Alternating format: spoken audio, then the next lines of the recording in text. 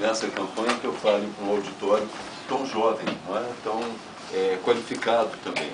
De modo geral, a gente não fez nessa campanha ainda o circuito universitário, não discutimos com as pessoas mais jovens, a não ser um grupo de militantes, não é? De partidos, não discutimos ainda a nossa proposta. De forma que é muito bom para mim estar me submetendo a esse encontro, não é? E simultaneamente tendo a oportunidade de ouvir a opinião de vocês sobre vários temas. Nós decidimos, num determinado momento no Rio de Janeiro, fazer uma campanha pelo governo do Estado.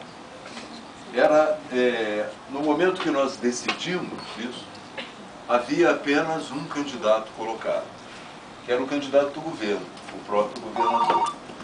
E nós chegamos à conclusão que era necessário ter uma candidatura de oposição. Era preciso que o Rio de Janeiro, com a tradição democrática que ele tem, que tivesse dois candidatos, um candidato da oposição, um candidato da situação, para que as ideias pudessem ser desenvolvidas com mais clareza para os eleitores. E também a minha decisão de ser candidato transcende a essa vontade de ter um candidato da oposição.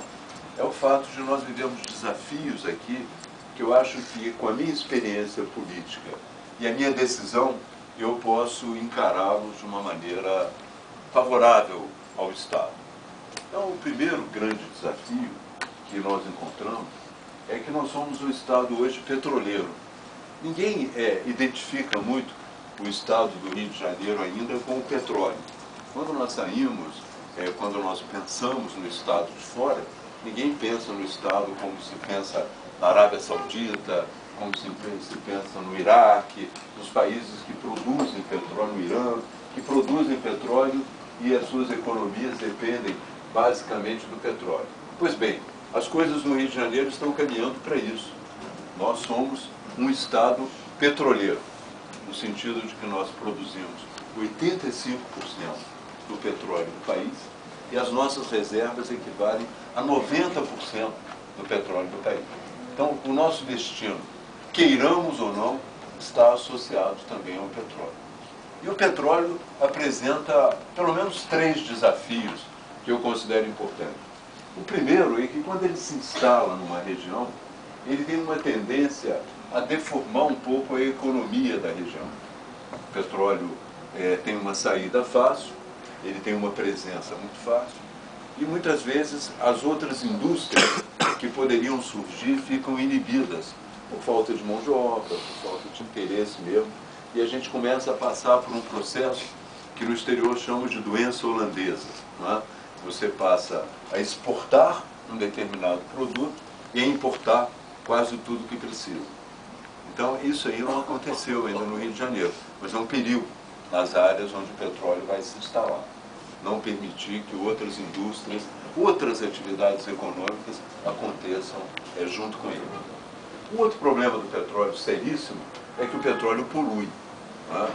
O petróleo polui, hoje ele é muito responsável pela emissão de CO2, pelos gases, pelo menos um dos gases mais importantes dentre os que produzem o efeito estufa. E, além do mais, o nosso petróleo é retirado do mar. Então, coloca para nós uma importância extraordinária a segurança na produção desse petróleo. Nós passamos já por um desastre aqui nos Estados Unidos, do Deepwater Horizon, aquela plataforma. Tivemos um desastre aqui no ano 2000, na Baía de Guanabara, e tivemos vários desastres com petróleo. E o interessante no Rio de Janeiro é que as duas indústrias coexistem e são importantes e podem se neutralizar. De um lado a indústria do petróleo, de outro lado a indústria do turismo.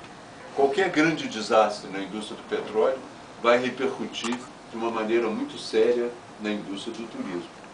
Então nós temos que tomar muito cuidado também por esse aspecto. Mas temos que tomar cuidado pelo oceano, porque o petróleo vai embora, o oceano fica. Não é? E nós temos que ter as precauções necessárias para evitar que o oceano seja mais ainda do que é, porque hoje ele já é muito castigado, mais ainda do que é castigado pela produção de petróleo. Nessa área, onde vamos explorar o pré-sal, é uma área de 800 quilômetros de extensão por 200 quilômetros de largura. Essa área, as pesquisas indicam que das 55 espécies em extinção no nosso oceano, 46 estão aí. Então, as 46 espécies em extinção estão localizadas nessa área.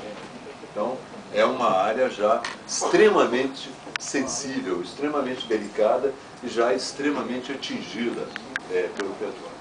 Então, eu me sinto em condições de responder esse desafio em termos. Depois eu explico por que eu entendo. Em primeiro lugar, vamos ao lado positivo.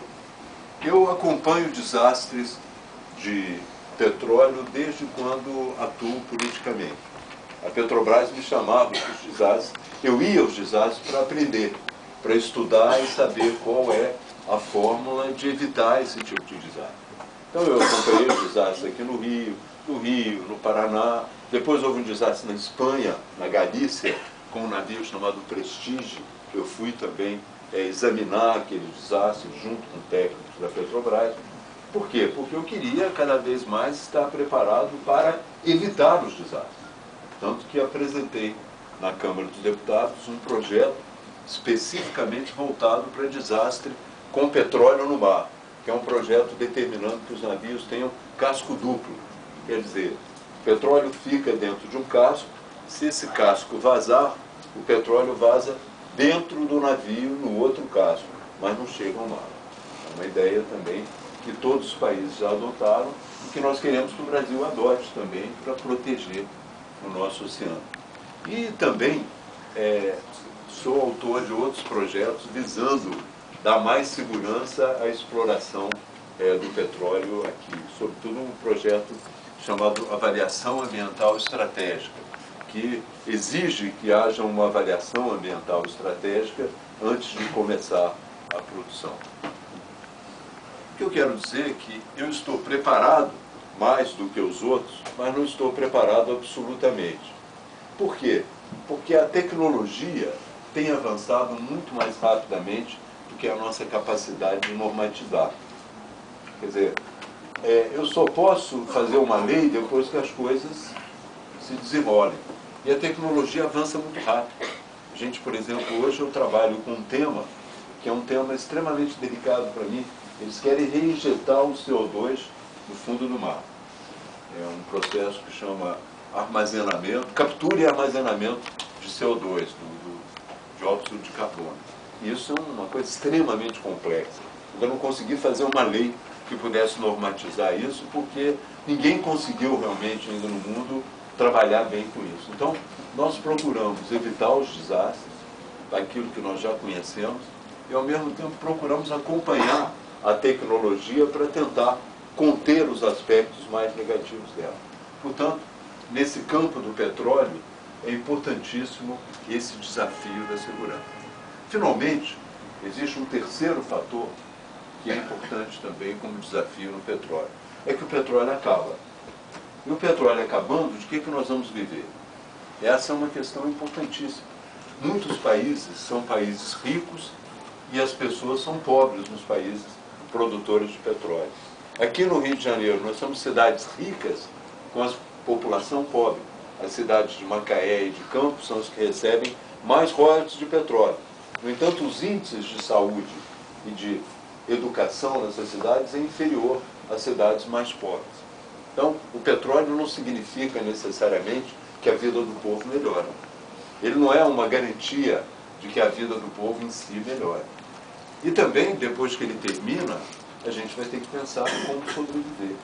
Por isso é que é necessário a gente ter uma visão estratégica do que fazer do Estado quando o petróleo acaba.